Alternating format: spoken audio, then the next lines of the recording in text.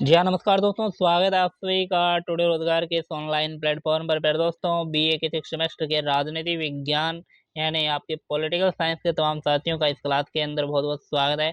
आप तमाम साथियों के व्हाट्सएप में मैसेज देख कर के हमें लगा कि हमें भी इसके बारे में एक क्लास लेकर आनी चाहिए, जिसकी महामैराथन क्लास हमने आज डिज़ाइन की है।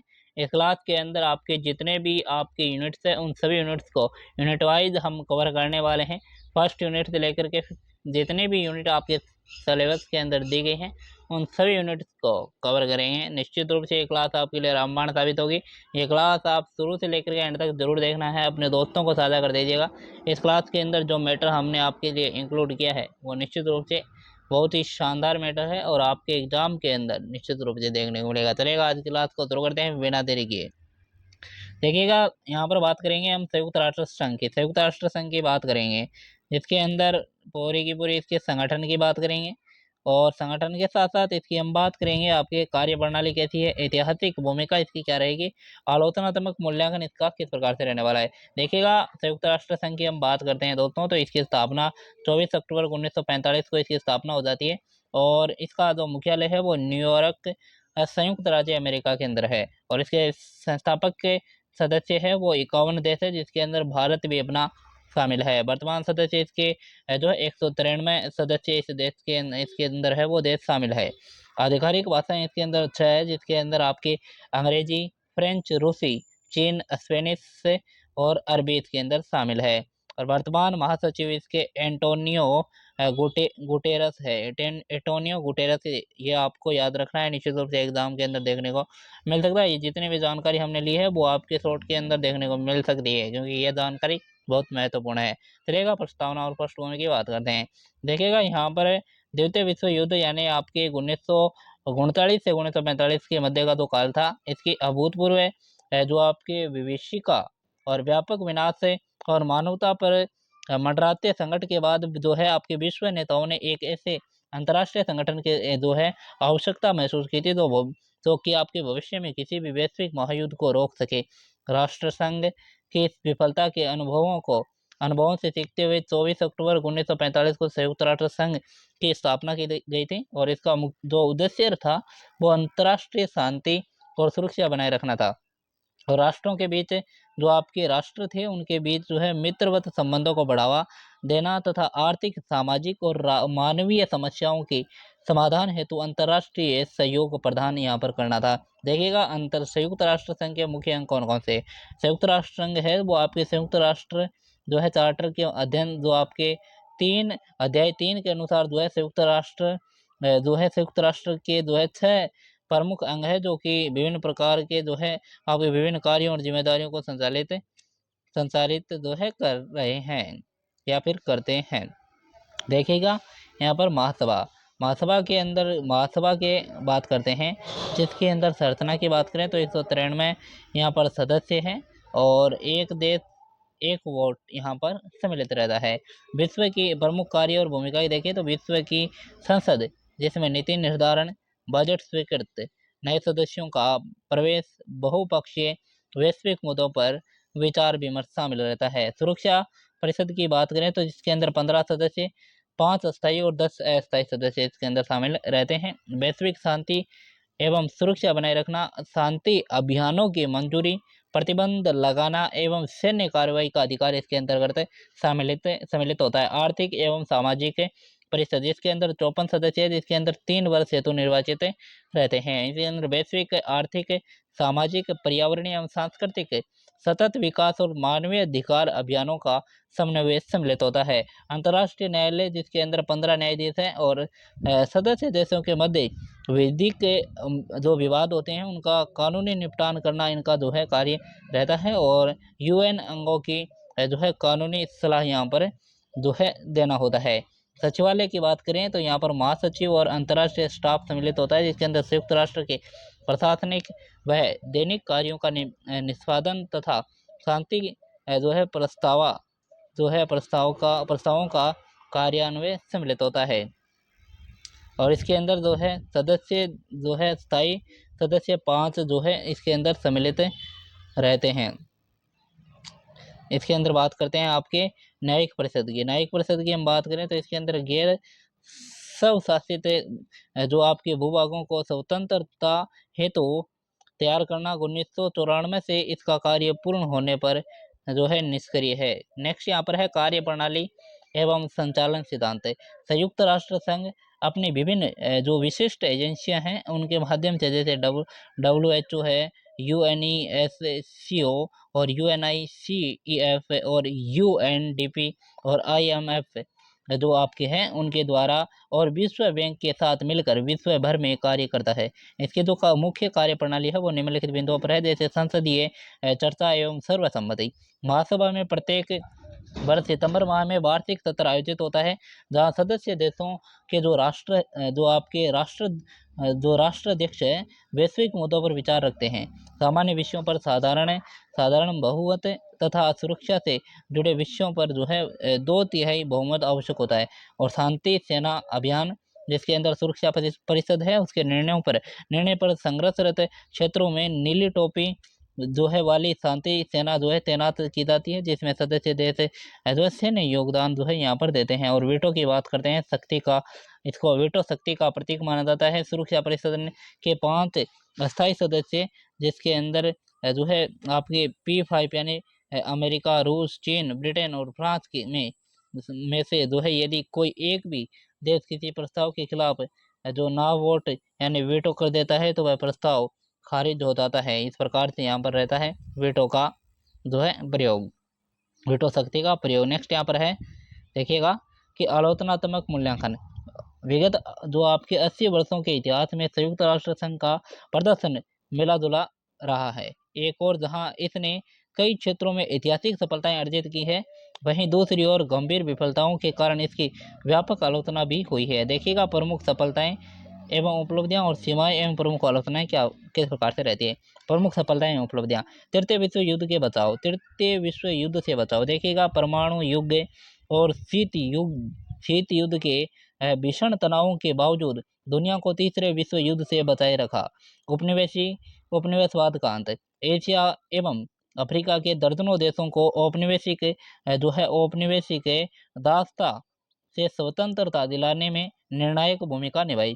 मानवीय एवं स्वास्थ्य सेवाएं, जिसमें WHO द्वारा चेचक व पोलियो उन्मूलन द्वारा बाल कल्याण तथा शरणार्थी संकट में राहत यहाँ पर WHO के द्वारा की गई थी। मानवाधिकारों की सुरक्षा की बात करें तो आपके 1948 की मानवाधिकारों की सार्वभौमिक घोषणा के माध्यम से मानवाधिकारों का वैश्विक ढांचा यहाँ पर तैयार हुआ था। सीमाएं एवं प्रमुख आलोचनाएं क्या रहती हैं? वीटो शक्ति का दुरुपयोग, जिसके अंदर P5 देशों ने अपने राष्ट्रीय और भू राजनीतिक हितों के लिए बार बार वीटो का प्रयोग कर न्याय संगत निर्णयों को रोका।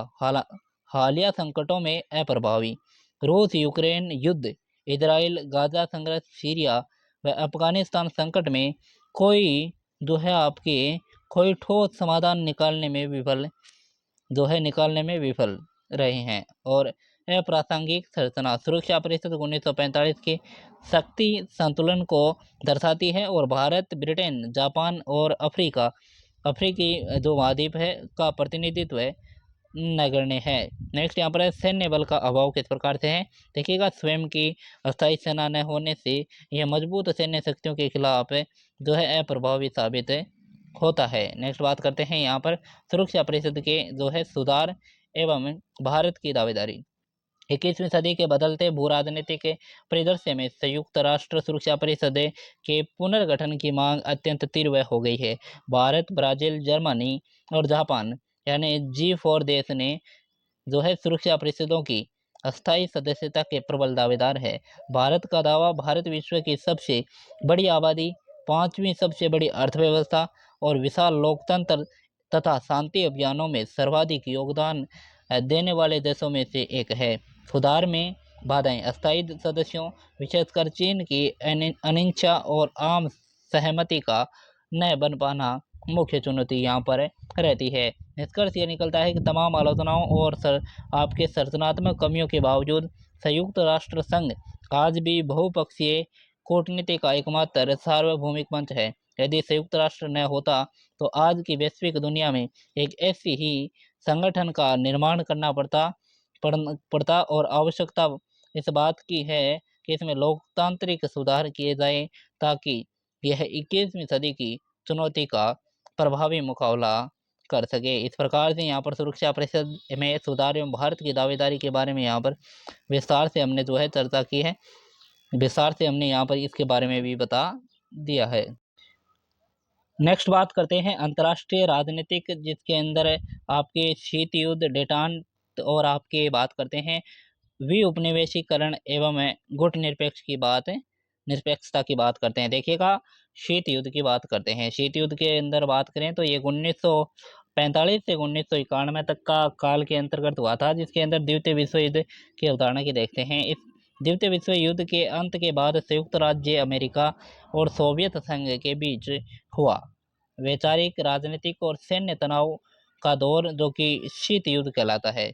ये सीधे हथियारों के युद्ध के बजाय आपके जो है छद्म युद्ध, जासूसी, कूटनीति और परमाणु हथियारों की होड़ पर आधारित था। मुख्य बिंदु की देखिएगा कि वैचारिक संघर्ष, अमेरिका पूंजीवाद और लोकतंत्र का प्रतिनिधित्व कर रहा था, जबकि सोवियत संघ साम्यवाद का जो है प्रतिनिधित्व कर रहा था। सैन्य संगठन की बात करें तो अमेरिका ने नाटो यानी जो कि 1949 का जो संगठन था उस संगठन किया, जबकि सोवियत संघ ने जवाब में वार्सो पैक्ट का 1955 में जो है गठन किया था। नेक्स्ट यहाँ पर है प्रमुख संकट, जो कि कोरिया युद्ध 1950-53 के अंदर हुआ था। बर्लिन की दीवार का जो है निर्माण, जो कि 1961 के अंदर हुआ था, और क्यूबा मिसाइल संकट, जो कि 1962 के अंदर हुआ था। और समाप्ति की बात करें तो 1991 में सोवियत संघ के विघटन के साथ शीत युद्ध यहाँ पर क्या हो गया था, समाप्त हो गया था। डेटांत की बात करते हैं, जिसको तनाव से जो है शैथिल्य भी कहते हैं। देखिएगा, डेटांत एक फ्रेंच शब्द है जिसका अर्थ होता है तनाव में कमी। 1960 के दशक के उत्तरार्ध में, विशेषकर 1962 के क्यूबा मिसाइल संकट के बाद लेकर के 1970 के दशक के अंत तक अमेरिका और आपके सोवियत संघ के बीच का तनाव संबंधों में नरमी आई। उसे इतिहास में डेटांत काल के नाम से जो है जाना जाता है। मुख्य विशेषता देखिएगा और घटनाएं देखिएगा। यहाँ पर देखिएगा, परमाणु नियंत्रण की संध्या, दोनों महाशक्तियों ने समझा कि परमाणु युद्ध विनाशकारी होगा। इसके अंदर सेल्ट 1 1972 के अंदर सामरिक शस्त्र सीमा वार्ता, जिस पर रिचर्ड जो आपके निक्सन और लियोनिद जो आपके ब्रेजनेव ने जो है हस्ताक्षर किए थे। और सेल्ट सेकंड के अंदर जो 1979 के अंदर हुआ था, सशस्त्र नियंत्रण वार्ता का अगला चरण था ये। और हेलसिंकी समझौता 1975 के अंदर हुआ था। यूरोप में सीमाओं की अखंडता और मानवाधिकारों पर सहमति यहाँ पर बन चुकी थी। नेक्स्ट यहाँ पर है कि अंत में क्या हुआ था, 1979 के अंदर सोवियत संघ द्वारा अफगानिस्तान पर आक्रमण करने के बाद डेटांत का दौर जो है समाप्त हो गया था और द्वितीय शीत युद्ध का प्रारंभ हो गया था। द्वितीय विश्व युद्ध आपके शीत युद्ध था वो प्रारंभ हो गया था। नेक्स्ट बात करते हैं विउपनिवेशीकरण की। विउपनिवेशीकरण की बात करें, इसकी अवधारणा की एशिया, अफ्रीका और लैटिन अमेरिका के देशों का जो यूरोपीय औपनिवेशिक शक्तियों जैसे ब्रिटेन, फ्रांस, पुर्तगाल, हॉलैंड के राजनीतिक और आर्थिक नियंत्रण से आज़ाद होकर स्वतंत्र एवं संप्रभुत्व राष्ट्र जो है बनाना विउपनिवेशीकरण कहलाता है। मुख्य पहलू देखिएगा, समयकाल मुख्य रूप से 1945 से 1970 के दशक के बीच तेजी से हुआ था। प्रमुख कारण क्या रहा, द्वितीय विश्व युद्ध के बाद ब्रिटेन और फ्रांस जैसी शक्तियों का आर्थिक रूप से, सैन्य रूप से कमजोर होना, उपनिवेशों में उग्र राष्ट्रीय आंदोलन, स्वतंत्रता संग्राम, उदाहरण भारत का स्वतंत्रता संग्राम, संयुक्त राष्ट्र संघ यूएनओ द्वारा आत्मनिर्भर दोहे के आधार पर समर्थन यहाँ पर हुआ था। प्रभाव की बात करें तो विश्व मानचित्र पर कई नए स्वतंत्र राष्ट्र जो तीसरी दुनिया का यहाँ पर भी जन्म देखने को मिला था। गुटनिरपेक्षता देखिएगा, यहाँ पर देखिएगा गुटनिरपेक्षता देखिएगा, इसकी अवधारणा थी शीत युद्ध के दौर में नव स्वतंत्र उपनिवेश देशों द्वारा अमेरिका, सोवियत संघ के किसी भी सैन्य संगठन में शामिल न होकर स्वतंत्र विदेश नीति अपनाने के सिद्धांत को कूटनिरपेक्षता यहाँ पर कहा गया। मुख्य संस्थापक और बिंदु, प्रमुख संस्थापक नेता भारत के पंडित जवाहरलाल नेहरू और मिस्र में गमाल जो आपके अब्देल नासिर और युगोस्लाविया के जो कि आपके थे जोसेफ ब्रोज और टिटो, और इंडोनेशिया में के सुकर्णो और घाना के जो थे आपके क्वामे क्वामे आपके नुकरमा, और बेलग्रेड सम्मेलन 1961 के अंदर हुआ था। कूटनिरपेक्ष आंदोलन का पहला औपचारिक शिखर सम्मेलन 1961 के अंदर बेलग्राम के अंदर हुआ था। ये याद रखिएगा, आपके अंदर जो MCQ है उसके अंदर पूछा जा सकता है। सिद्धांत इसका अर्थ है तटस्थता, अलगाव नहीं था, बल्कि अंतर्राष्ट्रीय मुद्दों पर गुण दोष के आधार पर निष्पक्ष निर्णय लेना था। देखिएगा इन चारों उदाहरणों का आपस में संबंध किस प्रकार से था। देखिएगा शीत युद्ध जो है, शीत युद्ध ने द्वितीय विश्व युद्ध के बाद पूरी दुनिया को दो विरोधी सैन्य गुटों में बांट दिया। इसी कालखंड में विउपनिवेशीकरण के माध्यम से एशिया और अफ्रीका में कई नए देश जो है आज़ाद हुए, और इन नव स्वतंत्र देशों ने महाशक्तियों की गुटबाजी से दूर रहने के लिए गुटनिरपेक्षता का मार्ग चुना। जब दोनों महाशक्तियों के बीच परमाणु युद्धों का खतरा चरम पर पहुंचा तो तनाव घटाने के लिए डेटांत नीति यहाँ पर अपनाई गई। अब आगे बात करते हैं जो आपके अंतर्राष्ट्रीय संबंध एवं विदेश नीति, जो कि अमेरिका, चीन, रूस और पाकिस्तान के साथ किस प्रकार से यहाँ पर देखने को मिली है। देखिएगा इसको थोड़ा सा एडजस्ट कर लेते हैं। विदेश नीति की बात करते हैं। किसी भी देश की वह रणनीति है जिसके माध्यम से वह अंतर्राष्ट्रीय समुदाय में अपने राष्ट्रीय हितों जैसे सुरक्षा, अर्थव्यवस्था, संप्रभुता और वैश्विक प्रभाव की रक्षा और बढ़ावा देता है। वैश्विक भू राजनीति में संयुक्त राज्य अमेरिका, चीन, रूस और पाकिस्तान अत्यंत महत्वपूर्ण भूमिका निभाते हैं। देखिएगा प्रमुख देशों की विदेश नीतियों का जो है विस्तार पूर्वक अध्ययन यहाँ पर देखिएगा। संयुक्त राज्य अमेरिका की बात करते हैं। अमेरिका की विदेश नीति का मुख्य आधार वैश्विक प्रभुत्व, लोकतंत्र का प्रसार और आर्थिक सामरिक हितों की सुरक्षा है।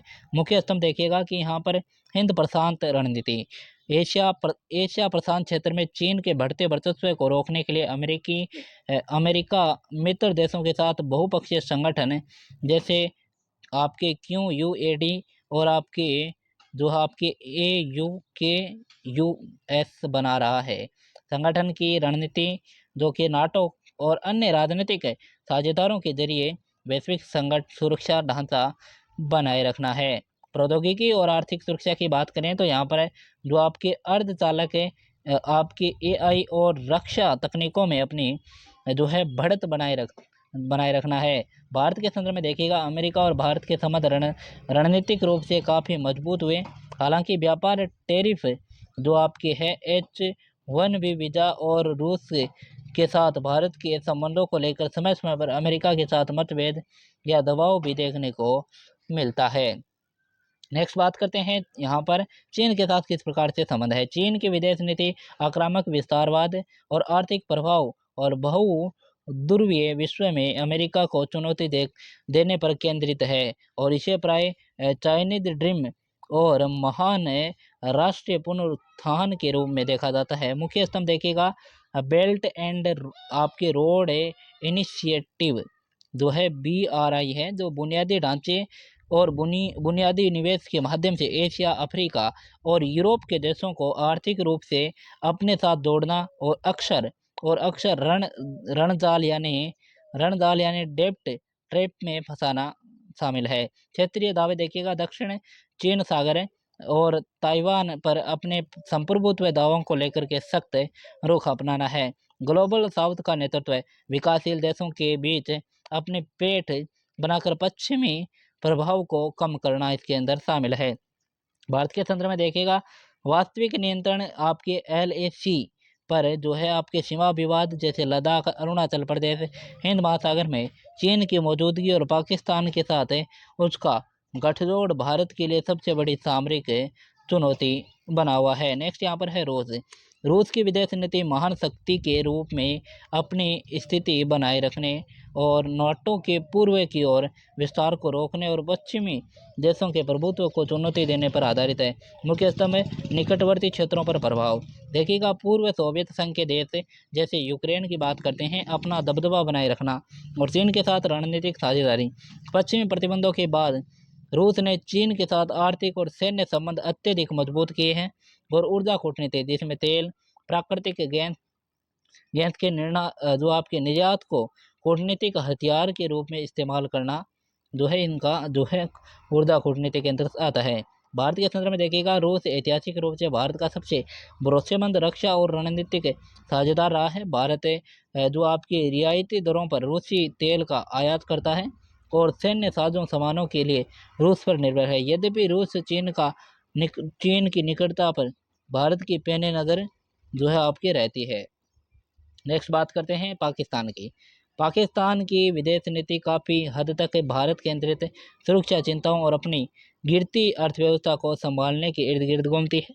मुख्यतः चीन पर अत्यधिक निर्भरता है इसकी। चीन पाकिस्तान आर्थिक गलियारा के माध्यम से चीन के साथ जो है हर मौसम की जो है आपकी दोस्ती रहती है। इस्लामिक कूटनीति जो आपके ओ आई सी जो है OIC जैसे मुस्लिम बहुल मंचों पर कश्मीरी मुद्दे को उठाना है। रणनीतिक संतुलन का प्रयास अमेरिका से वित्तीय व सैन्य सहायता पाने और रूस के साथ संबंध सुधारने की कोशिश से करना है। भारत के संदर्भ में देखिएगा, भारत के साथ पाकिस्तान के संबंध सीमा पर जो है आतंकवाद और कश्मीर मुद्दे के कारण तनावपूर्ण बने हुए हैं। भारत की जो है आपकी स्पष्ट नीति रही है कि वह आतंकवाद और वार्ता एक साथ नहीं चल सकते। आतंकवाद और वार्ता एक साथ नहीं चलते। देखिएगा, विदेश नीति तुलनात्मक विश्लेषण देखते हैं। अमेरिका और यहाँ पर तुलनात्मक देखते हैं, जिसके अंदर अमेरिका, चीन, रूस और पाकिस्तान। जिसके अंदर प्राथमिक लक्ष्य अमेरिका का है वैश्विक नेतृत्व और चीन को रोकना है। चीन का है महाशक्ति बनना और विस्तारवाद है।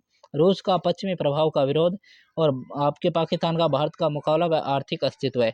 और यहाँ पर मुख्य रणनीतिक जो माध्यम है, जिसके अंदर अमेरिका आपके जो है अमेरिका का प्रौद्योगिकी व व्यापार करना है। नाटो का यहाँ पर है BRI सैन्य आक्रमणता, आर्थिक दबाव यहाँ पर चीन का रहता है। ऊर्जा कूटनीतिक रक्षा हथियार और चीन संगठन यहाँ पर रहता है। और CPEC चीन पर निर्भरता और प्रॉक्सी वारफेयर जो है पाकिस्तान का रहता है। वैश्विक रणनीतिक साझेदारी, भारत के साथ संबंध जो है स्वरूप कैसे हैं। अमेरिका के वैश्विक रणनीतिक साझेदारी है। चीन की रणनीतिक प्रतिद्वंदी व सीमा विवाद रहता है। रूस के साथ समय की कसौटी पर जो है खरा उतरा मित्र है। और पाकिस्तान जो है आपके पारंपरिक प्रतिद्वंदी व तनावपूर्ण संबंध यहाँ पर इसके साथ जो है बने हुए हैं। इस प्रकार से हमारे जो है ये आपके जो है विदेशी नीति और तुलनात्मक विश्लेषण हमने यहाँ पर कवर किया है। अब बात करते हैं भारत की विदेश नीति एवं पड़ोसी देशों के साथ किस प्रकार के संबंध यहाँ पर है। भारत की विदेश नीति के मुख्य स्तंभ और सिद्धांत देखिएगा। भारत की जो विदेश नीति है, विदेश नीति की रीढ़ उसकी भौगोलिक, सांस्कृतिक और आर्थिक जरूरतें हैं। भारत के लिए उसके पड़ोसी देश सबसे अधिक महत्वपूर्ण है, क्योंकि पड़ोस में शांति स्थिरता ही भारत की आंतरिक सुरक्षा और आर्थिक विकास की जो है पहली शर्त है। मूल सिद्धांत निम्न है। इसके अंदर नेबरहुड फर्स्ट, जिसके अंदर नेबरहुड फर्स्ट नीति भारत अपने पड़ोसी देशों के साथ व्यापार, कनेक्टिविटी, बुनियादी ढांचे और सुरक्षा में सर्वोच्च प्राथमिकता देता है। पंचशील के सिद्धांत, शांतिपूर्ण सहअस्तित्व, एक दूसरे की संप्रभुता का सम्मान और आंतरिक मामलों में हस्तक्षेप न करना। आपकी रणनीतिक स्वायत्तता, किसी भी आपके जो है वैश्विक सैन्य गुट का हिस्सा न बनते हुए स्वतंत्र रूप से अपने राष्ट्रीय हितों में फैसले लेना। और सॉफ्ट पावर, सांस्कृतिक कूटनीति, जिसमें बॉलीवुड, योग, बौद्ध धर्म, आयुर्वेद, ऐतिहासिक संबंधों के जरिए रिश्तों को मजबूत बनाना है। सागर की बात करते हैं, हिंद महासागर क्षेत्र में समुद्री पड़ोसियों के साथ सुरक्षा और विकास का दृष्टिकोण रखना है। नेक्स्ट यहाँ पर देखते हैं पड़ोसी देशों के साथ भारत के संबंध। चीन के साथ कैसे हैं संबंध का स्वरूप यहाँ पर जटिल और तनावपूर्ण रहता है। मुख्य मुद्दे हैं 3488 किलोमीटर लंबी सीमा, जिसे LAC विवाद कहते हैं। 2020 का गलवान संघर्ष और चीन का बेल्ट एंड रोड इनिशिएटिव जो आपके रहता है, जिसके अंदर हम कह सकते हैं, शॉर्ट में कह सकते हैं हम, BRI के जरिए भारत को घेरने की नीति यहाँ पर रहती है। और आगे हम बात करते हैं नेक्स्ट हम बात करते हैं स्थिति के अंदर देखिएगा, आपके यहाँ पर स्थिति के अंदर जो है आपके सेना की जो वापसी है, जिसे जो आपके डिसएंगेजमेंट कहते हैं, और जो आपकी कूटनीतिक वार्ताओं के जरिए जो क्या होता है, सीमा जो होती है, सीमा पर शांति बनाए रखने का जो प्रयास है वो जारी जो है रहता है। फिर भी यहाँ पर रणनीतिक जो प्रतिस्पर्धा है वो यहाँ पर किस प्रकार से जो है बनी रहती है वो आप सभी को पता है। नेक्स्ट बात करते हैं पाकिस्तान। पाकिस्तान की बात करें तो संबंध यहाँ पर बेहद तनावपूर्ण और सीमित रहते हैं और मुख्य मुद्दे यहाँ पर सीमा पर जो सीमा पार आतंकवाद, कश्मीरी मुद्दा, अनुच्छेद 370 के बाद संबंधों संबंधों में और दूरी यहाँ पर बनी हुई है। भारत का आरोप है, भारत की स्पष्ट नीति है कि आतंकवाद और जो आपके आतंकवाद है जो है आतंकवाद और वार्ता एक साथ नहीं चल सकते हैं, नहीं चल सकते हैं और आपके जो है आतंकवाद वार्ता एक साथ नहीं चल सकते हैं। व्यापार और द्विपक्षीय बातचीत जो है ठप है। नेक्स्ट यहाँ पर देखते हैं बांग्लादेश। बांग्लादेश का संबंध और देखते हैं संबंध का स्वरूप रणनीतिक और आर्थिक रूप से अत्यंत महत्वपूर्ण है। सकारात्मक पहलू भारत और बांग्लादेश के बीच जो है आपके तिस्ती जो है आपके तिस्ता जो नदी है का जल जो है बंटवारे को छोड़कर बाकी व्यापारिक रेल और सड़क कनेक्टिविटी बहुत मजबूत हुई है। चुनौतियाँ बांग्लादेश में आंतरिक राजनीतिक बदलावों के बाद सुरक्षा चिंताएं और अवैध घुसपैठ का मुद्दा यहाँ पर देखने को मिला है। नेपाल की बात करते हैं, इसके साथ संबंध सांस्कृतिक और आपके रोटी बेटी का रिश्ता, लेकिन जो राजनीतिक जो है उतार चढ़ाव बने रहते हैं। सकारात्मक पहलू 1950 की शांति मित्र संधि, बिना वीजा जो है आवागमन और हालिया रेलवे व ऊर्जा जो है परियोजना सम्मिलित है। चुनौतियाँ नेपाल में चीन का बढ़ता दखल और सीमा विवाद जैसे काला पानी और आपके लिपुलेख मुद्दा यहाँ पर चलता है। नेक्स्ट यहाँ पर है श्रीलंका के साथ संबंध है घनिष्ठ समुद्री पड़ोसी है ये। सकारात्मक श्रीलंका के आर्थिक संकट के समय भारत ने वित्तीय, खाद्य और ईंधन सहायता, वैक्सीन मैत्री व आपके क्रेडिट लाइन देकर जो है संकट मोचक की भूमिका निभाई है। चुनौती यहाँ पर रही, चुनौतियाँ हैं श्रीलंका के आपके जो है हम हब नंटोटो जो है आपके बंदरगाह है एक है, उसके अंदर जो है चीन का जो है नियंत्रण और तमिल मुद्दा यहाँ पर जो है बना हुआ है, जिसके अंदर जिसके चीन का नियंत्रण और तमिल मुद्दा यहाँ पर क्या है बना हुआ है। श्रीलंका के हबनटोटा बंदरगाह पर जो है चीन का नियंत्रण और तमिल जो मुद्दा है यहाँ पर बना हुआ है। मालदीव की बात करते हैं, संबंध हिंद महासागर और रणनीतिक जो रूप से बेहद महत्वपूर्ण है। स्थिति देखिएगा, जो आपके राजनीतिक नेतृत्व में बदलाव के साथ भारत के साथ संबंधों पर उतार चढ़ाव आया है, लेकिन भारत जो है ग्रेटर माले ग्रेटर माले और आपकी कनेक्टिविटी और अवसंरचना विकास में मुख्य जो है प्रमुख साझेदार यहाँ पर देखने को मिलता है। भूटान की बात करें तो भारत का सबसे भरोसेमंद और निकटतम पड़ोसी देश है। और सहयोग की बात करें तो जल विद्युत क्षेत्रों में गहरा सहयोग, सुरक्षा व विकास सहायता भूटान की सुरक्षा में भारत की अहम भूमिका देखने को मिलती है। म्यांमार की बात करें तो भारत के पूर्वोत्तर राज्यों की सुरक्षा और एक्ट ईस्ट का प्रवेश द्वार है। चुनौतियां म्यांमार में सैन्य तख्ता पलट के बाद स्थिर स्थिरता, सीमा पर विद्रोही समूह और आपके कालादान मल्टी मॉडल प्रोजेक्ट का रुकना सम्मिलित है। नेक्स्ट यहाँ पर बात करते हैं भारत के जो है सामने प्रमुख क्षेत्रीय चुनौतियाँ। चीन की जो आपके स्ट्रिंग ऑफ पर्ल्स है वो आपके पाकिस्तान, श्रीलंका और म्यांमार जैसे देशों में बंदरगाह बनाकर भारत को घेरने की चीनी रणनीति है। पड़ोसियों में राजनीतिक अस्थिरता, नेपाल, बांग्लादेश, म्यांमार, पाकिस्तान में राजनीतिक उथल पुथल का सीधा असर भारत की सुरक्षा पर पड़ता है। सार्क की बात करें, सार्क का निष्क्रिय होना, भारत पाकिस्तान तनाव के कारण सार्क अप्रभावी हो गया है, जिसके कारण भारत अब जो है आपके भारत जो है अब इसके अंदर जो है भारत जो है इसके अंदर बिम्स्टेक और बीवीएन जैसे अन्य मंचों पर ध्यान केंद्रित जो है आपके कर रहा है। अब बात करते हैं आपके अंतर्राष्ट्रीय राजनीति एवं अर्थशास्त्र, जिसके अंदर सार्क और आपके नियो की बात करते हैं, जिसकी समसामयिक प्रवृत्तियों की बात करते हैं। अंतर्राष्ट्रीय जो आपके राजनीति और वैश्विक अर्थशास्त्र के संदर्भ में सार्क और नई अंतर्राष्ट्रीय आर्थिक व्यवस्था दोनों ही ग्लोबल साउथ विकासशील देशों के विकास और क्षेत्रीय सहयोग में महत्वपूर्ण स्तंभ रहे हैं।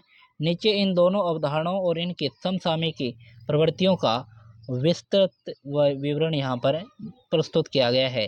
देखिएगा, दक्षिणी एशियाई क्षेत्रीय सहयोग संगठन सार्क की बात करते हैं। सार्क जो है आपके, इसकी स्थापना जो है, जिसको साउथ एशियन एसोसिएशन फॉर जो है आपके रीजनल कॉरपोरेशन कहते हैं, इसकी स्थापना 8 दिसंबर 1985 को जो है ढाका में हुई थी। इसमें 8 सदस्य देश शामिल है, जिसमें भारत, पाकिस्तान, बांग्लादेश, श्रीलंका, नेपाल, भूटान, मालदीव और अफगानिस्तान शामिल है। इसकी स्थापना जो है आपके 1985 को हुई थी। काठमांडू के अंदर इसका सचिवालय है। काठमांडू के अंदर इसका सचिवालय, 8 देश इसके अंदर सम्मिलित है। सार्क की समसामयिक प्रवृत्तियों की बात करते हैं। देखिएगा, द्विपक्षीय तनाव का प्रभाव। भारत और पाकिस्तान के बीच भू राजनीतिक तनाव और सीमा पार आतंकवाद के कारण 2014 के बाद से कोई सार्क शिखर सम्मेलन आयोजित नहीं हुआ। इससे संगठन का जो है, संगठन की कार्य प्रणाली धीमी हो गई है। उप क्षेत्रीय समूह की बात, समूह पर ध्यान। सार्क की सुस्ती के कारण भारत और अन्य पड़ोसी देशों ने आपके जो है बिमस्टेक यानी बंगाल की खाड़ी, बहुक्षेत्रीय तकनीकी और आर्थिक सहयोग पहले, और जो आपके बिबिन बांग्लादेश, भूटान और भारत, नेपाल जैसे विकल्पों का प्राथमिकता देना शुरू कर दिया है। नेबरहुड फर्स्ट और डिजिटल कूटनीति। भारत अपनी जो है नेबरहुड फर्स्ट, पड़ोसी प्रथम है, जो आपकी नीति के तहत सार्क के बिना भी तकनीकी और वित्तीय मदद, सार्क सैटेलाइट, यूपीआई पेमेंट के जरिए पड़ोसियों से जुड़ रहा है। चीन का बढ़ता हस्तक्षेप। दक्षिणी एशिया में चीन का बढ़ता आर्थिक और रणनीतिक प्रभाव जो है सार्क के आंतरिक शक्ति संतुलन को प्रभावित कर रहा है। व्यापारिक चुनौतियां, जिसमें साफ्टा, दक्षिणी एशियाई मुक्त व्यापार क्षेत्र के बावजूद सार्क के देशों के बीच आपस में व्यापार उनके कुल वैश्विक व्यापार का केवल 5% ही है, जो आपकी एशियन जैसी संस्थाओं से काफ़ी कम है।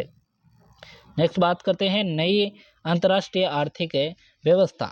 नई अंतर्राष्ट्रीय आर्थिक व्यवस्था की बात करें, न्यू इंटरनेशनल जो इकोनॉमिक ऑर्डर है उसकी बात करते हैं। विचार 1970 के दशक में गुटनिरपेक्ष आंदोलन में संयुक्त राष्ट्र के मंचों से उभरा था। इसका मुख्य उद्देश्य प्रथम दुनिया विकसित देशों द्वारा तीसरी दुनिया विकासशील देशों के आर्थिक शोषण को समाप्त करना था, जिसके अंदर नियो के मूल सिद्धांत देखिएगा। विकासशील देशों का अपने प्राकृतिक संसाधनों पर पूर्ण संप्रभुत्व अधिकार हो, अंतर्राष्ट्रीय व्यापार की शर्तों में सुधार, कच्चे माल में उचित दाम हो, और अंतर्राष्ट्रीय वित्तीय संस्थाओं जिसमें आपके IMF, विश्व बैंक में विकासशील देशों की भागीदारी बढ़ी, और तकनीक का रियायती दरों पर जो है हस्तांतरण हो।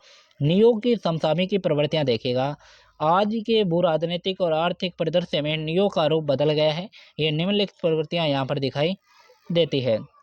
देखिएगा, विश्व क्षेत्र 1970 के दशक का नियो और वर्तमान समसामयिक की प्रवृत्ति में नियो 2.0 की बात करते हैं। मुख्य मंच, जिसके अंदर UNCTAD और जिसे नाम से भी जाना जाता है, और इसके अंदर ब्रिक्स, G20, जो आपके IBSA और एस्को सम्मिलित है। वित्तीय संस्था, जिसके अंदर जो IMF और विश्व बैंक में सुधार की मांग है, और इसके अंदर NDB, न्यू डेवलपमेंट बैंक, और आपके ALLB जैसे नए विकल्पों की स्थापना की गई है। मुद्रा और व्यापार, अमेरिकी डॉलर पर निर्भरता का जो है विरोध यहाँ पर हुआ था, और डॉलराइजेशन और आपके स्थानीय मुद्राओं का व्यापार, और तकनीक और जलवायु, औद्योगिक तकनीक का स्थानांतरण है यहाँ पर, और आपके क्लाइमेट जो है यहाँ पर जो है फाइनेंस और ग्रीन टेक्नोलॉजी का स्थानांतरण इसके अंदर सम्मिलित है। आपूर्ति श्रृंखला, कच्चे माल का नियंत्रण, और यहाँ पर जो है आपके सेमीकंडक्टर और क्रिटिकल मिनरल्स जैसे लिथियम पर संप्रभुता सम्मिलित है। और आगे यहाँ पर देखिएगा ग्लोबल साउथ का उभार। भारत द्वारा G20 की अध्यक्षता में वॉइस ऑफ ग्लोबल साउथ का एजेंडा आगे बढ़ाना नियो के विचारों का ही आधुनिक रूप है। जलवायु न्याय की बात करें तो विकसित देशों ने ऐतिहासिक रूप से प्रदूषण फैलाया, इसलिए वे विकासशील देशों को लॉस एंड जो है आपके damage loss and damage fund के तहत जो है वित्तीय सहायता प्रदान करें।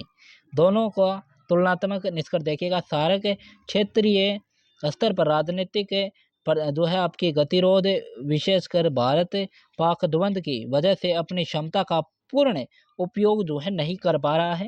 हालांकि आपदा प्रबंधन, शिक्षा जो है और सार्वजनिक स्वास्थ्य जैसे जो है ऐसे क्षेत्रों में जो है इसकी आवश्यकता आज भी प्रासंगिक बनी हुई है। नियोग जो वैश्विक स्तर पर एक नई बहुध्रुवीय व्यवस्था के रूप में पुनर्जीवित हो चुका है, जहां विकासशील देश जिसमें ब्रिक्स G20 के माध्यम से वैश्विक नियमों को अपनी शर्तों पर नए सिरे से आकार दे रहे हैं। इस प्रकार से आज की हमारी BA 6 सेमेस्टर के तमाम साथियों की, राजनीति विज्ञान के तमाम साथियों के जितने नोट्स से बन सकते थे उतने हमने बनाए हैं। ज़्यादा मैटर इसके अंदर इंक्लूड नहीं किया है। जो महत्वपूर्ण टॉपिक थे उन टॉपिकों को किस प्रकार से उनका जो मेन पॉइंट है वो आपके सामने प्रस्तुत करना हमारा ये लक्ष्य रहा है। निश्चित रूप से एग्ज़ाम के अंदर इससे बाहर जाने का कोई भी पर्सन बाहर नहीं जाएगा। जो भी आएगा इस क्लास से निश्चित रूप से देखने को मिलेगा। उम्मीद करते हैं आपको आज की ये क्लास अच्छी लगी होगी। क्लास अच्छी लगी है तो क्लास को लाइक ज़रूर करना है, वीडियो को शेयर कर दीजिएगा। चैनल पर पहली बार विजिट किया है सब्सक्राइब कर दीजिएगा। इन नोट्स को मैं टेलीग्राम चैनल पर डाल दूंगा। जो साथी टेलीग्राम से जुड़े हुए हैं उनको तो मिल जाएंगे और जो नहीं जुड़े हैं उनको भी मिलेंगे। टेलीग्राम चैनल के लिंक वीडियो के डिस्क्रिप्शन के अंदर दी गई है, तो जाकर के टेलीग्राम चैनल को ज्वाइन कर लीजिएगा। मिलते हैं अगली वीडियो में, तब तक के लिए जय हिंद जय भारत।